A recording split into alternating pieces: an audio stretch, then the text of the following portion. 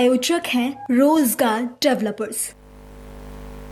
नमस्कार, स्वागत है आपका न्यूज बुलेटिन में और मैं हूं आपके साथ सप्ता पांडे। बुलेटिन की शुरुआत से पहले एक नजर इस वक्त की हेडलाइंस पर। मथुरा रेलवे स्टेशन के बाहर प्रेमी युगल ने खाया जहर, अस्पताल में हुई मौत, 1 घंटे तक बेड पर पड़े रहे शव। ममता दंगाइयों को शांति दूत करती है, बंगाल हिंसा पर सीएम योगी ने दिया बयान, लातों के भूत बातों से नहीं मानते। कासगंज सामूहिक दुष्कर्म मामले में बड़ा अपडेट, 8 आरोपियों का होगा डीएनए टेस्ट, पीड़ित परिवार को 5 लाख की मदद। सलमान खान को धमकी देने वाला शख्स निकला मानसिक रोगी, पुलिस ने गुजरात से धर दबोचा। ड्यूके कॉलेज में प्रिंसिपल के कमरे में गोबर फेंक कर किया विरोध, छात्रों ने जमकर की नारेबाजी। खबर उत्तर प्रदेश के सोनभद्र से है, जहां बाबा साहेब की प्रतिमा स्थापित करने को लेकर हंगामा करने का मामला सामने आया है। मिली जानकारी के अनुसार अंबेडकर जयंती पर कुछ लोगों ने बिना प्रशासन की अनुमति बाबा साहेब की प्रतिमा स्थापित करनी चाहिए, जिसे लेकर 2 पक्षों में विवाद की स्थिति उत्पन्न हो गई। मौके पर पहुंची पुलिस ने विवाद को देखते हुए डॉक्टर अंबेडकर की प्रतिमा को हटवा दिया। आज सुबह थाना रॉबर्ट्सगंज के ग्राम दुबई में ग्रामीणों द्वारा बिना अनुमति के बाबा साहेब डॉक्टर भीमराव अंबेडकर की प्रतिमा स्थापित करने की सूचना प्राप्त होने पर थाना रॉबर्ट्सगंज पुलिस तत्काल मौके पर पहुंची। ग्रामीणों से वार्ता कर समस्या का निस्तारण कर दिया गया। मौके पर शांति व्यवस्था है, कोई बवाल की सूचना नहीं है। ग्रामीणों द्वारा हर्षोल्लास के साथ बाबा साहब की जयंती मनाई जा रही है। 2 पक्षों के मध्य में विवाद की स्थिति उत्पन्न हुई थी जी, और शासन से बिना परमिशन लेकर लोग अम्बेडकर मूर्ति की स्थापना करने का प्रयास कर रहे हैं जी। तो मेन का उद्देश्य था भूमि को कब्जा जी, इसीलिए जितने भी वह पक्ष कब्जा यहाँ पर किया था सभी लोगों का कब्जा हटवा दिया गया है जी सर। इस पर विवाद का निस्तारण करा। अच्छा सर, तो सर यहाँ पे कोई ऐसी स्थिति नहीं है, कोई विवाद की स्थिति नहीं? कोई विवाद की स्थिति नहीं। कुछ बंजर भूमि, कुछ तालाब का घीटा था जी, तो उसी को लेके कब्जा करने के लिए तमाम युक्तियाँ लोग रच रहे थे।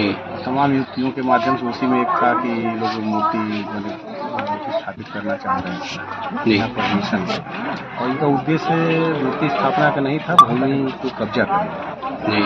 तो सर आज अम्बेडकर जयंती का भी मौका है, तो क्या लगता है कि माहौल खराब करने का प्रयास किया? बहुत अच्छे से चारों तरफ मनाया जा रहा है जी। 2-4-5 ऐसे लोग सर, इन पर कोई कार्रवाई होगी जो इस तरह काम कर रहे थे? हाँ, उनके ऊपर एफआईआर। अगली खबर कर्नाटक के हुबली से है, जहां धारवाड़ जिला लॉरी एसोसिएशन ने शहर के बाहरी इलाकों में ट्रकों को रोककर विरोध प्रदर्शन किया। डीजल की कीमतों और टोल शुल्क में संशोधन के लिए समय सीमा तय होने के बावजूद सरकार की ओर से कोई प्रतिक्रिया नहीं मिलने पर प्रदर्शन किया गया। तालूका मಟ್ಟದಲ್ಲಿ जिला मಟ್ಟದಲ್ಲಿ ಟೋಲ್ಗಳು ಮಾಡ್ಯಾರ, ಅದರ ಅವಶ್ಯಕತೆ ಏನಿದೆ? ನಾವು 5 ಟೋಲ್ ಕೊಡ್ತಾ ಇದ್ದೀವಿ, ಟ್ಯಾಕ್ಸ್ ತುಂಬ್ತಾ ಇದ್ದೀವಿ, ಇನ್ಶೂರೆನ್ಸ್ ತುಂಬ್ತಾ ಇದ್ದೀವಿ, ಎಲ್ಲದಕ್ಕೂ ಟ್ಯಾಕ್ಸ್ ಕೊಡ್ತಾ ಇದ್ದೀವಿ. ಇದು ಕೊಡಲಾಗಿಯೂ ನೀವು ಮತ್ತೆ ಸ್ಟೇಟ್ ಒಳಗೆ ಇಂಟರ್ನಲ್ಲಿ ಟೋಲನ್ನು ಹಾಕ್ತಿದ್ದಿರಲ್ಲ. ಇದು ನಮಗೆ ಗಾಡಿಯವರಿಗೆ ತುಂಬ ಹೊರೆಯಾಗಿದೆ. ಇದನ್ನು ಖಂಡಖಂಡಿತವಾಗಿ ತೆಗಿಬೇಕಂತೇಳಿ ನಾವು ಲಾರಿ ಮಾಲೀಕರ ಅಸೋಸಿಯೇಷನ್ ವತಿಯಿಂದ, ಟ್ರಾನ್ಸ್ಪೋರ್ಟೇಷನ್ ವತಿಯಿಂದ, ನಮ್ಮ ಕರ್ನಾಟಕ ರಾಜ್ಯದ ಫೆಡರೇಷನ್ ವತಿಯಿಂದ, ಧಾರವಾಡ ಜಿಲ್ಲೆ ಅಸೋಸಿಯೇಷನ್ ನಾನು ಅದಕ್ಕೆ ಒತ್ತು ಕೊಡ್ತಾ ಇದ್ದೇವೆ. ಪ್ರಾರಂಭ ಮಾಡಿರಿ. ಇದು ಕರ್ನಾಟಕ ಸ್ಟೇಟದ ಎಲ್ಲ ಭಾಗಗಳಲ್ಲಿ ನಮ್ಮ ಜನರು ಎಲ್ಲ ಡಿಸ್ಟಿಕ್ ಲೆವೆಲಲ್ಲಿ, ತಾಲೂಕು ಲೆವೆಲಲ್ಲಿ, ಹಳ್ಳಿಗಳ ಮಟ್ಟದಲ್ಲಿ ಎಲ್ಲ ಲಾರಿ ಓನರು, ಎಲ್ಲ ಲಾರಿ ಡ್ರೈವರು, ಎಲ್ಲ ಟ್ರಾನ್ಸ್ಪೋರ್ಟ್ ಆಪರೇಟರು ಇದಕ್ಕೆ ಒಕ್ಕಟ್ಟಾಗಿ ಕರ್ನಾಟಕ ರಾಜ್ಯ ತುಂಬ ಎಲ್ಲ ಕಡೆ ಕೆಲಸ ಮಾಡ್ತಾ ಇದ್ದಾರೆ. ಇದು ಮುಗಿಯುವವರೆಗೂ ನಿಲ್ಲಂಗಿಲ್ಲ, ನಾವು ಬಿಡುವುದಿಲ್ಲ. ಅದಕ್ಕೆ ಸರ್ಕಾರ ಇದಕ್ಕೆ ಒಂದು ಒತ್ತು ಕೊಟ್ಟು ಇದು ಆದಷ್ಟು ಬೇಗನೆ ಇದಕ್ಕೆ ಒಂದು ದಾರಿ ಮಾಡಿಕೊಡ್ಬೇಕಂತ ಕರ್ನಾಟಕ ಸರ್ಕಾರಕ್ಕೆ ವಿನಂತಿಸ್ತೇವೆ. ಈಗೇನಿಲ್ಲ, ನಾವು ಲಾರಿಗಳಲ್ಲಿ ನಿಲ್ಲಿಸ್ತಾ ಇದ್ದೇವೆ, ಸೈಡ್ ನಿಲ್ಲಿಸ್ತಾ ಇದ್ದೇವೆ, ಲಾರಿವರೆಗೆ ತಿಳುವಳಿಕೆ ಕೊಡ್ತಾ ಇದ್ದೇವೆ. ಯಾರು ರೋಡ್ ಮಾಡ್ತಾ ಇದ್ದಾರೆ ರೋಡ್ ಮಾಡಬೇಡ ಅಂತ ಹೇಳ್ತಾ ಇದ್ದೇವೆ. ಯಾರು ರೋಡ್ ಮೇಲೆ ಇದ್ದಾರಾ ನಿಮ್ಮ ಮನೆ ಮುಂದೆ ಕಡೆ ನಿಲ್ಲಿಸ್ಕೊಡ್ರಿ, ಇಲ್ಲ ಎಲ್ಲ ಪಾರ್ಕಿಂಗಲ್ಲಿ ನಿಲ್ಲಿಸ್ರಿ, ರೋಡ್ ಮೇಲೆ ನಿಲ್ಲಿಸಿದ್ರೆ ಎಲ್ಲ ಡ್ರೈವರಿಗೆ, ಮಾಲೀಕರಿಗೆ, ಎಲ್ಲ ಸಂಘದ ಪರಿವಾರಕ್ಕೆ ಎಲ್ಲ ನಾವು ತಿಳಿಸ್ಬಯಸ್ತಾ ಇದ್ದೇವೆ. ಇನ್ನೂ ಈಗ ಚಾಲೂ ಆಗಿದೆ, ನೀರು ರಾತ್ರಿ ಚಾಲೂ ಆಗಿದೆ. ಇವತ್ತು ಸಂಜೆವರೆಗೂ ಎಷ್ಟು ಗಾಡಿಗಳು ಬರ್ತಾವೆ, ಯಾವ ಸ್ಟೇಟ್ಮೆಂಟ್ ಬರ್ತಾರೆ, ಏನೇನು ಆಗ್ತದೆ ನಮ್ಮ ಸಂಜೆವರೆಗೆ ಇದ್ರ ಇವತ್ತಿನ ಡೆವಲಪ್ಮೆಂಟು ನಿನ್ನೆ ರಾತ್ರಿ ನಮ್ಮ ಸಂಜೆಗೆ ಗೊತ್ತಾಗ್ತದೆ. ಉತ್ತಮ ಪ್ರತಿಕ್ರಿಯೆ ಐತಿ. ಹಾಂ, ಚಲೋ ಐತ್ರಿ, ಚಲೋ ಉತ್ತಮ ಇದೆ ರೀ. ಒಳ್ಳೆ ಉತ್ತಮ ಪ್ರತಿಕ್ರಿಯೆ ಇದೆ. ಎಲ್ಲ ಎಲ್ಲ ಟೋಲ್ನಲ್ಲಿ ಇವಾಗ ಕಲೆಕ್ಷನ್ ಡೌನ್ ಆಗೋಗಿದೆ. ದಿನಾಂಕ 14/4/2025 ರಾತ್ರಿ 12 ಗಂಟೆಯಿಂದ ನಮ್ಮ ಕರ್ನಾಟಕ ಲಾರಿ ಮಾಲೀಕರ ಅಸೋಸಿಯೇಷನ್ನಿಂದ ನಾವು ಕೈಗೊಳ್ಳಲಾಗಿತ್ತು. ಆ ಪ್ರಕಾರ ನಿನ್ನೆ ರಾತ್ರಿಯಿಂದ 12 ಗಂಟೆಯಿಂದ ನಾವು ಲಾರಿ ಮುಷ್ಕರದಲ್ಲಿ ಎಲ್ಲರೂ ಒಂದು ಕಡೆ ಎಲ್ಲ ಗಾಡಿಗಳನ್ನು ನಿಲ್ಲಿಸತಕ್ಕಂಥ ಪ್ರಯತ್ನವನ್ನು ನಾವು ಮಾಡ್ತಾ ಇದ್ದೇವೆ. ಅದೇ ರೀತಿ ನಮ್ಗೆ ಸರ್ಕಾರದಿಂದ ಸಿಗಬೇಕಾದಂಥ ಸವಲತ್ತುಗಳೇನು, ನಾವು ಯಾಕೆ ಸ್ಟ್ರೈಕ್ ಮಾಡ್ತಾ ಇದ್ದೀವಿ ಅನ್ನೋ ಕಾರಣ ಹೇಳಬೇಕಂತ ಹೇಳಿದರೆ, ಒಂದು ಮೊದಲನೇದಾಗಿ ಡೀಸೆಲ್ ಕಾಂಗ್ರೆಸ್ ಸರ್ಕಾರ ಬಂದ ಮೇಲೆ 2 ಸಲ ಡೀಸೆಲ್ ರೇಟನ್ನು ಜಾಸ್ತಿ ಮಾಡಿ 5.5 ರೂಪಾಯಿ ನಮ್ಮ ರೇಟ್ ಮಾಡಿದ್ದಾರೆ. ಆಮೇಲೆ ಅದಕ್ಕಿಂತ ಎರಡನೇದಾಗಿ ಹೇಳಬೇಕಂದ್ರೆ ಎಲ್ಲ ಕರ್ನಾಟಕ ಬಾರ್ಡರ್ಗಳಲ್ಲಿ ದೇಶದಲ್ಲಿ ಎಲ್ಲ ಬಾರ್ಡರ್ಗಳಲ್ಲಿ ಕಟ್ಟುವನ್ನು ಕಿತ್ತಾಕಲಾಗಿದೆ. ಆದರೆ ಕರ್ನಾಟಕ ಬಾರ್ಡರ್ದಲ್ಲಿ ಇಲ್ಲಿವರೆಗೂ ಯಾವುದೋ ಬಾರ್ಡರ್ನಲ್ಲಿ ಚಟುವಟಿಕೆಗಳನ್ನು ಬಂದ್ ಮಾಡಲಾಗಿಲ್ಲ. ಅವನ್ನು ಬಂದ್ ಮಾಡಬೇಕಾಗಿದೆ ಸರ್ಕಾರಕ್ಕೆ ನಾವು ಒತ್ತಾಯ ಮಾಡ್ತೀವಿ. ಮೂರನೇದಾಗಿ RTO ಆಫೀಸ್ ಒಳಗೆ ಕಿರುಕುಳ ಫೀಸ್ಗಳನ್ನು 10 ರೂಪಾಯಿ 20 ರೂಪಾಯಿ 50 ರೂಪಾಯಿ ಅಂತ ತಿಳ್ಕೊಂಡು ಇವತ್ತು 1,000-2,000 ಲಕ್ಷಕ್ಕೆ ಅದನ್ನು ಸರ್ಕಾರ ಒಳಗೆ ತೋಳು ಬಂದಿದ್ದಾರೆ. ಅದು ನಮಗೆ ಮೊದಲನೇದಾಗಿ ಅದು ಕಮ್ಮಿಯಾಗಿ ನಮ್ಮ ಲಾರಿ ಮಾಲಕರಿಗೆ, ನಮ್ಮ ಅಸೋಸಿಯೇಷನಿಗೆ ಅದು ಅನುಕೂಲ ಆಗುವಂತೆ ಮುಂದುವರಿಸ್ಕೊಂಡು ಹೋಗ್ಬೇಕಂತ ನಮ್ಮದು ವಿನಂತಿ. ನಾಲ್ಕನೇದಾಗಿ ಏನು ಹೇಳಬೇಕಂತ ಹೇಳಿದ್ರೆ, ಈ ನಾವು ಏನು ಲೋಕಲ್ ಸಿಟಿ ಒಳಗೆ ಗಾಡಿಗಳನ್ನು ನೀವು ಇದು ಟೈಮಿಂಗ್ ಆಗ್ತಾ ಇದ್ದೀವಿ, ಎಷ್ಟೇ ಟೈಮ್ದಲ್ಲಿ ಗಾಡಿ ಬರಬೇಕು, ಎಷ್ಟೇ ಟೈಮ್ದಲ್ಲಿ ಖಾಲಿಯಾಗಿ ಹೋಗ್ಬೇಕಂತೇಳಿ. ಈ ಕಾರಣಕ್ಕೆ ಏನು ತೊಂದರೆ ಆಗ್ತಾ ಇದೆ ಲಾರಿಯವರಿಗೆ, ಡ್ರೈವರಿಗೆ, ಗಾಡಿ ಮಾಲಕರು ಅಂದರೆ, ದೊಡ್ಡ ಸಿಟಿ ಇರೋದ್ರಿಂದ ಒಳಗೆ ಬರಲಿಕ್ಕೆ ಮುಟ್ಲಿಕ್ಕೆ ತಾಸು 2 ತಾಸು ಹೋಗ್ತೈತಿ, ಖಾಲಿ ಮಾಡಿ ಹೋಗ್ಲಿಕ್ಕೆ ತಾಸು 2 ತಾಸು ಹೋಗ್ತೈತಿ, ಖಾಲಿ ಮಾಡಲಿಕ್ಕೆ ಅಮಾರು 5-6 ತಾಸು ಹೋಗ್ತೈತಿ. ಅದರಲ್ಲಿ ನೀವು 4ರಿಂದ 5 ತಾಸು ನಮಗೆ ಕೊಟ್ಟರೆ ನಮ್ಮ ಗಾಡಿ ಖಾಲಿ ಮಾಡಿ ಯಾವಾಗ ಮಾಡಬೇಕು, ಹೊರಗೆ ಯಾವಾಗ ಹೋಗಬೇಕು, ಒಳಗೆ ಬರುವಾಗ ಓಪನ್ ಇರುತ್ತೆ, ಖಾಲಿ ಅಂತ ಹೊರಗೆ ಹೋಗಲಿಕ್ಕೆ ಕ್ಲೋಸ್ ಇರುತ್ತೆ. ಈ ರೀತಿಯಿಂದ ಗಾಡಿ ಡಿಟೇನ್ ಆಗುವುದರಿಂದ ನಮ್ಮ ಗಾಡಿ ಮಾಲಕರಿಗೆ ತೊಂದರೆ ಆಗುತ್ತೆ, ಗಾಡಿ ಹಾಲ್ಟ್ ಆಗುತ್ತೆ.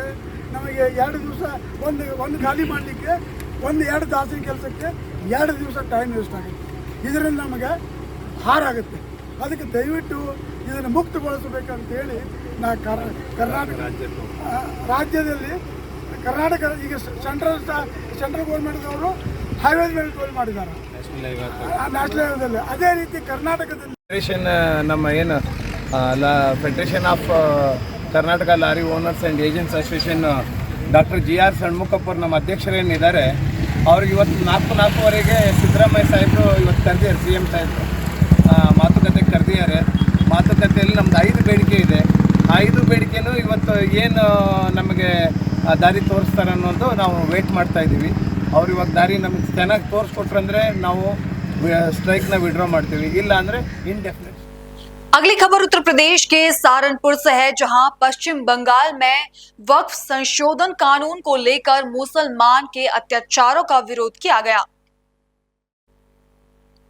वहां हिंदुओं की निर्मम हत्या, आगजनी व संपत्ति को लूटे जाने के विरोध में बजरंग दल के पूर्व प्रांत संयोजक विकास त्यागी के नेतृत्व में जिलाधिकारी कार्यालय पर प्रदर्शन किया गया। प्रदर्शन के साथ एक ज्ञापन जिलाधिकारी के माध्यम से राष्ट्रपति को प्रेरित किया गया।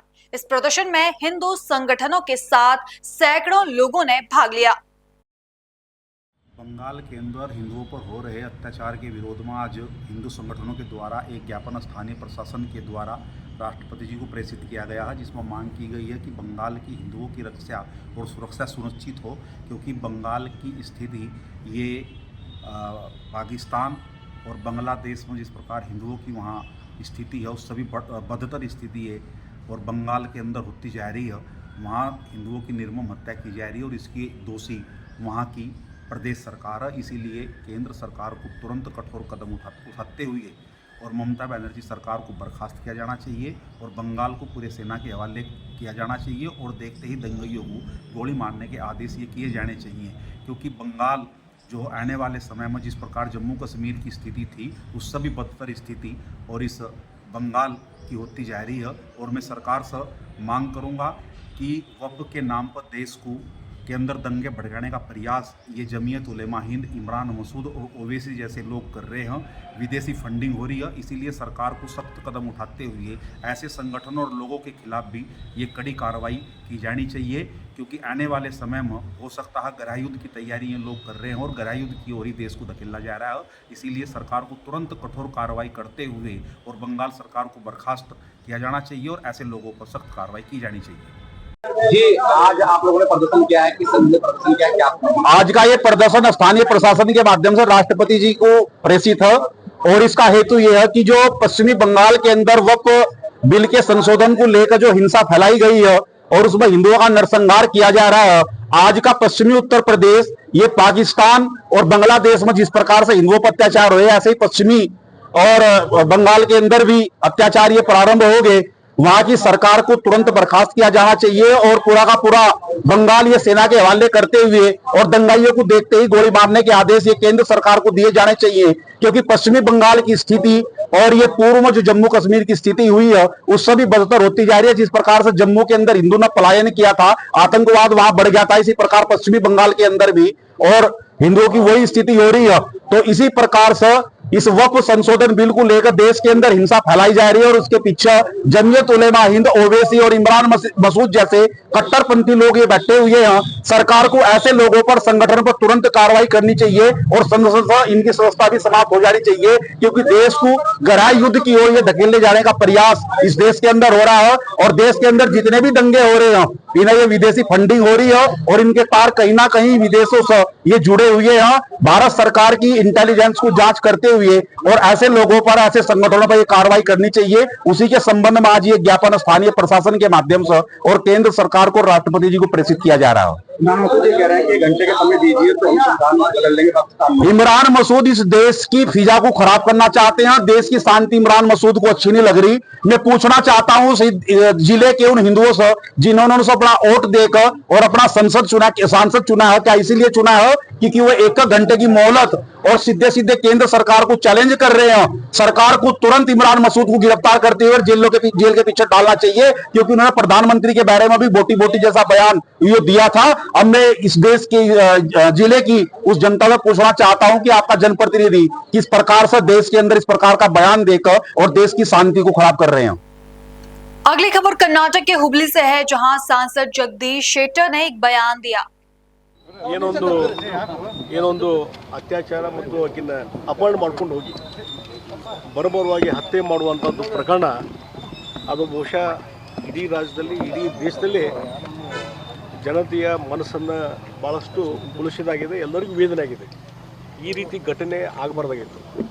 ಹೀಗಾಗಿ ಈ ಘಟನೆ ಆದ ಸಂದರ್ಭದಲ್ಲಿ ಅವರ ತಂದೆ ತಾಯಿಗೆ ಎಷ್ಟು ದುಃಖ ಆಗಿರ್ಬೋದು ಅನ್ನೋದು ಅರ್ಥ ಮಾಡ್ಕೋಬೇಕು ನಾವು. ಆ ಪಾಪ ಅವ್ರು ಬಡವರಿದ್ದಾರೆ, ಅವಳು ತಾಯಿನೂ ಕೆಲಸಕ್ಕೆ ಹೋಗ್ತಾಳೆ ಬೇರೆಯವ್ರ ಮನೆಗೆ, ತಂದೆನೂ ಪೇಂಟಿಂಗ್ ಎಲ್ಲ ಮಾಡ್ಕೊತಿದ್ದಂಥ ವ್ಯಕ್ತಿ. ಹೀಗಾಗಿ ಅವಳು ಕೆಲಸಕ್ಕೆ ಅಲ್ಲಿ ಮನೆಗೆ ಹೋದಾಗ ಆ ಕೆಲಸದ ಮನೆಯಲ್ಲಿ ಅಲ್ಲೇನು ಕಾಂಪೌಂಡ್ ವಾಲ್ದಲ್ಲಿ ಆ ಹುಡುಗಿ ಅಲ್ಲಿ ಆಟ ಆಡ್ತಿದ್ಲು. ಆಟ ಆಡುವಂಥ ಸಂದರ್ಭದಲ್ಲಿ ಅಲ್ಲಿ ಆ ಹುಡುಗಿನ ಎತ್ಕೊಂಡು ಹೋಗಿ ಇವತ್ತು ಈ ರೀತಿ ಅತ್ಯಾಚಾರ ಮತ್ತು ಬರಬರುವಾಗಿ ಹತ್ಯೆ ಮಾಡುವಂಥದ್ದು ಏನದಲ್ಲ, ಬಹುಶಃ ಇದು ರಾಕ್ಷಸಿ ಕೃತ್ಯ ಅಂತ ನಾನು ಹೇಳ್ತೀನಿ. ಈ ಹಿನ್ನೆಲೆಯಲ್ಲಿ ಪೊಲೀಸರಿಗೂ ಇವತ್ತು ಅವತ್ತು ನಾನು ಕೆಲವು ಹಿರಿಯ ಅಧಿಕಾರಿಗಳ ಜೊತೆ ಮಾತಾಡಿದೆ. ನಾನು ಇಲ್ಲ ಇಮಿಡಿಯೇಟ್ಲಿ ಆ್ಯಕ್ಷನ್ ತೊಗೊತಿದ್ದೀವಿ ಅನ್ನುವಂಥ ಮಾತನ್ನು ಅವ್ರು ಹೇಳಿದರು. ಆಮೇಲೆ ಒಂದು ಏನಾದರೂ ಪೊಲೀಸರು ಆ ಆರೋಪಿನ ತಕ್ಷಣ ಅರೆಸ್ಟ್ ಮಾಡಿಕೊಂಡು ಆತ ತಪ್ಪಿಸ್ಲಿಕ್ಕೂ ಪ್ರಯತ್ನ ಮಾಡಿದಾಗ ಅನ್ಪೂರ್ಣ ಅಂತ ಹೇಳಿ ಒಬ್ಬ PSI ಭಾಳ ಒಂದು ಒಳ್ಳೆಯ ರೀತಿಯಿಂದ ಸಾಹಸವನ್ನು ಮಾಡಿ ಇವತ್ತು ಗುಂಡು ಹಾಕುವಂಥದ್ದು, ಇನ್ನು ಕಾಲಿಗೆ ಗುಂಡು ಹಾಕಿದ್ದು, ಆಮೇಲೆ ಮುಂದೆ ತಪ್ಪಿಸ್ಲಿಕ್ಕೆ ಪ್ರಯತ್ನ ಮಾಡಿದಾಗ ಬೆನ್ನಿಗೂ ಗುಂಡು ಹಾಕಿದಾಗ ಆತ ಏನು ಮರಳಪತ್ತ ಬಹುಶಃ ಇವತ್ತೇನು ಕೋರ್ಟು ಕಚೇರಿಗಳಲ್ಲಿ ಏನೊಂದು ನ್ಯಾಯ ಸಿಗಬೇಕು, ಆ ನ್ಯಾಯ ತಕ್ಷಣವೇ ಈ ರೀತಿಯಾದಂಥ ಅತ್ಯಾಚಾರ ಮಾಡಿದಂಥ ಬರಬರ ಹತ್ಯೆ ಮಾಡಿದಂಥ ವ್ಯಕ್ತಿಗೆ ಇವತ್ತೇನು ಶಿಕ್ಷೆ ಆಯ್ತಲ್ಲ, ಇದನ್ನು ನಾನು ಶ್ಲಾಘಿಸ್ತೀನಿ. ಮತ್ತು ಈ ರೀತಿ ಸಾಹಸ ಮಾಡಿದಂಥ PSI ಅನ್ಪೂರ್ಣ ಅವಳಿಗೆ ನಾನು ಅಭಿನಂದನೆಗಳು ಸಲ್ಲಿಸ್ತೀನಿ. ಮತ್ತು ಇವತ್ತು ತಂದೆ ತಾಯಿಗೆ ಏನೋ ದುಃಖ ಆಗಿದೆ, ಆ ದುಃಖವನ್ನು ಭರಿಸುವಂಥ ಶಕ್ತಿ ದೇವರು ಅವರಿಗೆ ಕೊಡಲಿ ಅಂಥೇಳಿ ದೇವರಲ್ಲಿ ನಾನು ಪ್ರಾರ್ಥನೆ ಮಾಡ್ತೀನಿ. ಮತ್ತು ಈ ರೀತಿ ಘಟನೆಗಳು ಮರುಕಳಿಸಬಾರ್ದು. ಅದಕ್ಕಾಗಿ ಇಡೀ ಒಂದು ರಾಜ್ಯದ ಕಾನೂನು ಸುವ್ಯವಸ್ಥೆ ಏನಾಗಿದೆ ಭಾಳಷ್ಟು ಹದಗೆಡ್ತಾ ಇದೆ. ಕೇವಲ ಇಲ್ಲಿ ಅಷ್ಟೇ ಅಲ್ಲ, ಬೆಳಗಾವಿಯಲ್ಲಿ ಹಲವಾರು ಪ್ರಕರಣಗಳಾಗಿದ್ದಾವೆ. ಅತ್ಯಾಚಾರ, ರೇಪ್ ಮಾಡುವಂಥದ್ದು, ಹೆಣ್ಮಕ್ಳ ಮೇಲೆ ತೊಂದರೆ ಕೊಡುವಂಥದ್ದು ಬೆಳಗಾವಿಯಲ್ಲಿ ಆಗ್ತದೆ, ಬೆಂಗಳೂರಲ್ಲಿ ಆಗ್ತದೆ. ಏನಾಗಿದೆ, ಯಾವ ರೀತಿ ಒಂದು ಬಿಗಿ ಆಡಳಿತ ಇರಬೇಕಾಗಿತ್ತು, ಆಡಳಿತ ವ್ಯವಸ್ಥೆ ಕುಸಿದು ಹೋಗಿದ್ರಿಂದ ಇವತ್ತು ಈ ಎಲ್ಲ ಸಮಸ್ಯೆಗಳು ಉದ್ಭವ ಆಗ್ತಾಯಿದೆ. ಈಗ ಗೃಹ ಸಚಿವರು ಮೊನ್ನೆ ಒಂದು ಘಟನೆ ಆಯಿತು ಅಲ್ಲಿ ಬೆಂಗಳೂರಿನಲ್ಲಿ, ಯಾವುದೋ ಒಂದು ಹೆಣ್ಮಗಳ ಮೇಲೆ ಅಸಭ್ಯವಾಗಿ ನಡ್ಕೊಂಡಿದ್ದೆ. ಈ ಮೆಟ್ರೋ ಸಿಟಿಯಲ್ಲಿ ಇದು ಕಾಮನ್ ಅನ್ನುವಂಥ ರೀತಿಯಲ್ಲಿ ಅವ್ರು ಮಾತಾಡಿದ್ದು, ಆಮೇಲೆ ಅದು ಸರಿಯಲ್ಲ ಅಂಥೇಳಿ ಅವರೇ ಹೇಳ್ಕೊಂಡ್ರು, ಕ್ಷಮಾಪಣೆ ಕೇಳಿದ್ರು. ಈ ರೀತಿ ಒಬ್ಬ ಗೃಹ ಮಂತ್ರಿ ಈ ರೀತಿ ಮಾತಾಡಿದ್ರೆ ಏನಾಗ್ಬೋದು? ಅದಕ್ಕಾಗಿ ಇವತ್ತೇನು ಈ ಮುಖ್ಯಮಂತ್ರಿಗಳು ಮತ್ತು DCM ಉಪಮುಖ್ಯಮಂತ್ರಿಗಳು, ಗೃಹ ಸಚಿವರು ಈ ರೀತಿಯಾದ ಕಾನೂನು ಸುವ್ಯವಸ್ಥೆನ ಹದಗೆಡಲಾರದ ರೀತಿಯಲ್ಲಿ ಉತ್ತಮವಾದಂಥ ಆಡಳಿತ ಕೊಟ್ಟಾಗ ಮಾತ್ರ ಒಂದು ಹೆದರಿಕೆ ಇರಬೇಕು ಅಪರಾಧಿಗಳಿಗೆ. ಇವತ್ತು ಇಲ್ಲಿ ಗುಂಡು ಹಾಕುವಂಥದ್ದು ಆದಾಗ ಆರೋಪಿಗಳಿಗೆ ಹೆದರಿಕೆ ಚಾಲು ಆಯಿತು. ಆ ರೀತಿಯಾದಂಥ ಒಂದು ವ್ಯವಸ್ಥೆ ಬರಬೇಕು ಅನ್ನುವಂಥದ್ದು ನಾವು ಒತ್ತಾಯ ಮಾಡ್ತೀನಿ. ಮತ್ತು ಇನ್ನೊಂದು, ಇಲ್ಲಿ ಏನಾಗಿದೆ, ಗಾಂಜಾ ಭಾಳಷ್ಟು ಕಡೆ ಅದೊಂದು ಅನುಮಾನ ಇದೆ. ಆ ವ್ಯಕ್ತಿ ಗಾಂಜಾ ಸೇವನೆ ಮಾಡಿ ಈ ರೀತಿ ಹುಡುಗಿಯನ್ನು ಕರ್ಕೊಂಡು ಹೋಗಿ ಅಪಹರಣ ಮಾಡಿ ಈ ರೀತಿ ಕುಕೃತ್ಯ ಮಾಡಿದ್ದು ಇವತ್ತು ಗಾಂಜಾ ಸೇವನೆ ಅನ್ನುವಂಥದ್ದು ಇದೆ. ಅದು ಮೆಡಿಕಲ್ ಎಕ್ಸಾಮಿನೇಷನ್ ಆಗಲಿ, ಬರಲಿ. ಅದಕ್ಕೆ ಈ ಗಾಂಜಾದು ಬರೀ ಹುಬ್ಳಿದೊಳಗ ಎಲ್ಲ ಸಿಟಿಗಳಲ್ಲಿ ಈ ರೀತಿಯಾದಂಥ ಒಂದು ಗಾಂಜಾದ ಹೆಚ್ಚಿನ ಮಾರಾಟ ನಡೀತಾ ಇದೆ. ನಮ್ಮ ಕಾಲೇಜ್ ಹುಡುಗರು, ಯುವಕರು ಇದಕ್ಕೆ ಬಲಿ ಆಗ್ತಾ ಇದ್ದಾರೆ. ಬೇರೆ ರಾಜ್ಯಗಳಿಂದ, ಬೇರೆ ಕಡೆಯಿಂದ ಇದು ಸಪ್ಲೈ ಆಗ್ತಾ ಇದೆ. ನಾನು ಇಲ್ಲಿ ಪೊಲೀಸ್ ಕಮಿಷನರ್ ಅದ್ರ ಬಗ್ಗೆ ಕೆಲವೊಂದು ಕ್ರಮಗಳನ್ನು ಕೈಗೊಂಡ್ರು. ನಾವು ಪರ್ಸನ್ ಸಿಕ್ಕಾಗ ಹೇಳಿದೆ, ನಾನು ಒಳ್ಳೆ ಕೆಲಸ ಮಾಡ್ತಿದ್ದೀರಿ ಅಂತೇಳಿ. ಇದು ನಿರಂತರವಾಗಿ ನಡೀತಾ ಇದೆ. ನಿರಂತರವಾದಂಥ ಕಾರ್ಯಾಚರಣೆ ಆಗಬೇಕು ಅನ್ನುವಂಥ ಮಾತನ್ನು ನಾನು ಹೇಳಿದ್ದೆ. ನಾವು ಒಂದೇ ಒಂದು ಹೇಳುವಂಥದ್ದು, ಇಡೀ ಒಂದು ಪೊಲೀಸ್ ವ್ಯವಸ್ಥೆಗೆ ಇದು ಎಲ್ಲಿಂದ ಸಪ್ಲೈ ಆಗ್ತದೆ ಗಾಂಜಾ, ಇದನ್ನು ನೀವು ಕಡಿವಾಡ ಹಾಕ್ರಿ. ಈ ಬೇರೆ ಎಲ್ಲಿಂದ ಸಪ್ಲೈ, ಅಲ್ಲೇ ಮಾರಾಟ ಮಾಡುವಂಥವ್ರು 4 ಮಂದಿ ಮೇಲೆ ಅಟ್ಯಾಕ್ ಮಾಡಿದ್ರೆ ನಡೆಯೋದಿಲ್ಲ. ಇವತ್ತು ಎಲ್ಲಿ ಮೂಲವಾಗಿ ಅದು ಸಪ್ಲೈ ಆಗ್ತದೆ, ಆ ಗಾಂಜಾ ಅದನ್ನು ನಾಶ ಮಾಡುವಂಥದ್ದು ಆದಾಗ ಮಾತ್ರ ಇದಾಗ್ತದೆ. ಮತ್ತು ಇದಕ್ಕೆ ಒಂದು ಜಾಗೃತಿ ಕಾರ್ಯಕ್ರಮವನ್ನು ಹಾಕ್ಕೋಬೇಕು. ಈ ರೀತಿ ಘಟನೆಗಳು ಪುನರಾವರ್ತಿ ಆಗಬಾರ್ದು. ಮತ್ತು ರಾಜ್ಯ ಸರ್ಕಾರ ಸಹಿತ ಇದೊಂದು ಎಚ್ಚರಿಕೆ ಅಂತ ತಿಳ್ಕೊಂಡು ತಮ್ಮ ಕಾನೂನು ಸುವ್ಯವಸ್ಥೆ, ಆಡಳಿತ ವ್ಯವಸ್ಥೆ ಸುಧಾರಣೆ ಮಾಡಬೇಕು. ಯಾರು ಅಪರಾಧಿಗಳಿದ್ದಾರೆ ಅವ್ರಿಗೆ ತಕ್ಕದಂಥ ಶಿಕ್ಷೆ ಆಗ್ತದೆ ಅನ್ನೋಂಥ ಮೆಸೇಜ್ ಹೋಗ್ಬೇಕು. ಇಲ್ಲಿಂದ ಏನಾಗ್ತದೆ ಸರ್, ಅಕ್ಯೂಸ್ಡ್ನ PA ಮಾಡಬಾರ್ದು ಅಂತ ಹೇಳಿ ಯಾರು ಅಕ್ಯೂಸ್ಡ್ನ PA ಮಾಡಬಾರ್ದು ಅಂತ ಹೇಳಿ ಎವಿಡೆನ್ಸ್ ಪೋಸ್ಟ್ ಮಾರ್ಟಮ್ ಮಾಡಬಾರ್ದು, ಸಾಕ್ಷಿ ನಾಶ ಇದಾಗುತ್ತೆ, ಎವಿಡೆನ್ಸ್ ನಾಶ ಆಗ್ತಾವ ಅಂತೇಳಿ ಸಾಕ್ಷಿ ನಾಶ ಅದೇ PA ಫೈಲ್ ಮಾಡಿದವರು ಯಾರು? ಖಾಸಗಿ ಪರ್ಸನ್ ಏನಂತ ಅಲ್ಲೇ ಪೋಸ್ಟ್ ಮಾರ್ಟಮ್ ಮಾಡಬಾರ್ದು ಅಂತ ನೋಡಿ. ಪೋಸ್ಟ್ ಮಾರ್ಟಮ್ ಮಾಡಿದಾಗ ನಿಜವಾದಂಥ ಪರಿಸ್ಥಿತಿ ಇನ್ನೂ ಗುರ್ತದೆ. ಈ ಗಾಂಜಾ ಸೇವನೆ ಬಗ್ಗೆ ಒಂದಿಷ್ಟು ಸಂಶಯ ಇದಾವೆ, ಪೋಸ್ಟ್ ಮಾರ್ಟಮ್ ಮಾಡಿದಾಗ ಗುರ್ತಾಗ್ತದೆ. ಅದಕ್ಕಾಗಿ ಪೋಸ್ಟ್ ಮಾರ್ಟಮ್ ಮಾಡುವಂಥದ್ದು ಅವಶ್ಯಕತೆ ಇದೆ. ಮೋಸ್ಟ್ಲಿ ನ್ಯಾಯಾಂಗವೂ ಸಹಿತ ಅದಕ್ಕೆ ಅಲೋ ಮಾಡಲಿಕ್ಕೆಲ್ಲ PILನ ಅದಕ್ಕೆ PM ಅಲೋ ಮಾಡೇ ಮಾಡ್ತಾರೆ. ಅದಕ್ಕೆ ರಾಜ್ಯ ಸರ್ಕಾರವು ಅದಕ್ಕೆ ಹೆಚ್ಚಿನ ರೀತಿ ಪ್ರಯತ್ನ ಮಾಡಿ PM ಪೋಸ್ಟ್ ಮಾರ್ಟಮ್ ಮಾಡಲಿಕ್ಕೆ ಅವಕಾಶ ತೆಗೆದುಕೊಂಡು ಅದನ್ನು ಮಾಡಬೇಕು ಅನ್ನುವಂಥ ಒತ್ತಾಯವನ್ನು ನಾನು ಮಾಡ್ತೀನಿ. ಈಗ ಕುಟುಂಬಕ್ಕೆ ಏನಾದರೂ ಸಹಾಯ? ಕುಟುಂಬಕ್ಕೆ ಇವತ್ತೇನಾಗಿದೆ, 10 ಲಕ್ಷ ಘೋಷಣೆ ಮಾಡಿದ್ದಾರೆ ರಾಜ್ಯ ಸರ್ಕಾರದವರು. ನಾನು ಹೇಳಿದೆ ಕನಿಷ್ಠ 25 ಲಕ್ಷ. ಯಾಕೆಂದರೆ ಅವ್ರಿಗೆ ಪೂರ್ತಿ ಬಡ ಕುಟುಂಬ ಇದೆ ಮತ್ತು ದುಡ್ದೇ ತಿನ್ನಬೇಕು ಬೆಳಗಿನ ಸಾಯಂಕಾಲ. ಒಂದು ಮಗುವನ್ನು ಕಳ್ಕೊಂಡಿದ್ದಾರೆ. ಅದಕ್ಕಾಗಿ ಆ ದುಃಖದಲ್ಲಿದ್ದಾರೆ. ಅವರ ಒಂದು ಉದ್ಯೋಗಾವಕಾಶ ಮತ್ತೊಂದು ಕಾರಣದ ಸಲುವಾಗಿ, ಮತ್ತೊಂದು ಮಗಳು ಹ್ಯಾಂಡಿಕ್ಯಾಪ್ ಅದಾಳೆ. ಅದಕ್ಕಾಗಿ खबरों का सिलसिला आगे भी जारी है। फिलहाल रुकेंगे एक छोटे से ब्रेक के लिए।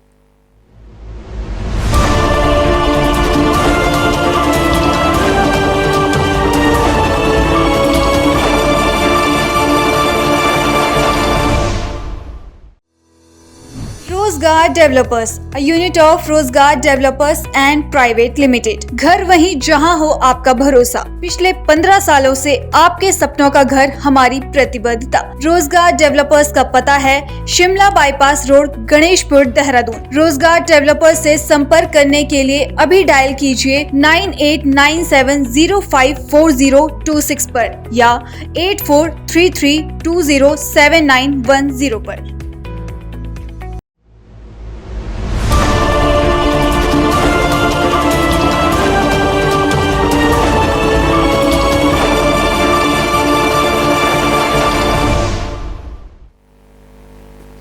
ब्रेक के बाद आपका फिर से स्वागत है। अगली खबर उत्तर प्रदेश के हापुड़ से है, जहां पुलिस लाइन में 67 शहीद जवानों की याद में 3 दिवसीय कार्यक्रम रखा गया। एक रैली निकालकर जन जागरूकता अभियान चलाया गया, जिसे पुलिस अधीक्षक ज्ञानंजय सिंह ने हरी झंडी दिखाकर रवाना किया। प्रतिवर्ष जो है हमारे जो शहीद जवान 1944 के अंदर उनकी स्मृति में एक विक्टोरिया डॉक पे एक दुर्घटना हुई थी जिसमें 66 जवान शहीद हुए थे। उनकी स्मृति में प्रतिवर्ष जो है भारतवर्ष में ये स्मृति दिवस और अग्नि सुरक्षा सप्ताह के रूप में मनाया जाता है। उसी क्रम के अंदर कल जो है श्रद्धांजलि अर्पित की गई थी और आज ये एक रैली निकाल के जन जागरूकता अभियान किया जाएगा, जिसमें स्कूल, कॉलेज, मुख्य बाज़ार और ग्रामीण क्षेत्रों में और सभी जगह सामग्री जो ज़रूरी सामग्री है जिसके अंदर दिशा निर्देश दिए गए हैं अग्नि सुरक्षा के संबंध में, वो वितरित की जाएगी और उनको अवगत कराया जाएगा कि अग्नि सुरक्षा में क्या क्या उपाय करने चाहिए। इसी क्रम के अंदर जो है पुलिस अधीक्षक महोदय द्वारा आज इस रैली को हरी झंडी दिखाकर प्रस्थान किया जाएगा। सर, कहाँ ये रैली निकाली जाएगी? पूरे जनपद में निकाली जाएगी? कल जो है तहसील धौलाना और गढ़मुक्तेश्वर में निकाली गई थी, आज हापुड़ क्षेत्र के अंदर निकाली जाएगी। तो इसमें बच्चों को किस तरह से जो है जागरूक किया जाए? उनको निबंध प्रतियोगिता, चित्रकला के माध्यम से और स्कूल के अंदर मॉक ड्रिल कराते हुए और उनको घर में और अपने जो आस पड़ोस में संस्थान में क्या सुरक्षा व्यवस्थाएं, क्या सुरक्षा के उपकरण वगैरह यूज़ करने चाहिए, उसके बारे में अवगत कराया जाएगा। अगली खबर उत्तर प्रदेश के हापुड़ से है, जहां एक अज्ञात की महिला शव मिलने से सनसनी फैल गई। बता दें कि महिला की धारदार हथियार से हत्या कर शव को फेंका गया है। वहीं पुलिस महिला की शव की शिनाख्त के प्रयास कर रही है। कोतवाली नगर क्षेत्र में जदीद चौकी क्षेत्र में एक महिला का शव मिला है जिसकी पहचान अभी नहीं हो पाई है। फोरेंसिक यूनिट हमारी जो वैज्ञानिक प्रकोष्ठ है उसकी टीम यहाँ पे आई थी। हम लोगों ने काफ़ी सुराग एकत्र किए। अभी जल्दी से इनका पोस्टमार्टम परीक्षण कराया जाएगा, जिससे मृत्यु के सही कारणों का पता चलेगा और उसके बाद जल्दी से जल्दी इसकी पहचान करके हम इस घटना का खुलासा करने का प्रयास करेंगे। सर, किस चीज़ से हत्या की? प्रथम दृष्टया तो ये लग रहा है कि कोई जैसे शार्प वेपन से जो है चोट पहुँचाई गई है, मगर पोस्टमार्टम के बाद जैसा कि मैंने कहा मृत्यु के कारणों का पता चल सकेगा। सर, कहाँ चोटों के निशान है? ये ऊपरी शरीर पर है, कंधे के पास में, गर्दन के पास में निशान है। अगली खबर बिहार के पटना से है, जहां राष्ट्रीय लोक जनशक्ति पार्टी के प्रमुख पशुपति कुमार पारस ने एक बयान दिया, जिसमें उन्होंने कहा कि आज तेजस्वी यादव और मल्लिकार्जुन खड़गे के बीच हुई बैठक बहुत सफल रही। यह एक अच्छी शुरुआत है। बिहार में आज जो बैठक हुई है कांग्रेस के राष्ट्रीय अध्यक्ष जी के साथ में और बिहार में नेता विरोधी दल आदरणीय श्री तेजस्वी यादव जी के साथ जो बैठक हुई, अभी मैंने टीवी में देखा है कि बैठक हुई है और बैठक बहुत ही सफलतापूर्वक बैठक हुई है और अच्छी शुरुआत है। बैठक होना चाहिए और हमारी तो राय ये है कि जैसे एनडीए गठबंधन में पांचों दल मिल करके और पूरे बिहार का लोग भ्रमण कर रहे हैं, उसी तरह से इंडिया गठबंधन में भी जो एलाइज पार्टनर हैं, जिससे आपकी कल भविष्य में आप समझौता करिएगा, आपके गठबंधन में जो लोग रहेंगे, निश्चित रूप से इस महीने के अंत तक उस गठबंधन के लोगों को बैठक बुला करके और एक प्लानिंग के तहत पूरे बिहार में 38 जिला में एक साथ एकजुट होकर के 38 जिला में जाके जनता के बीच में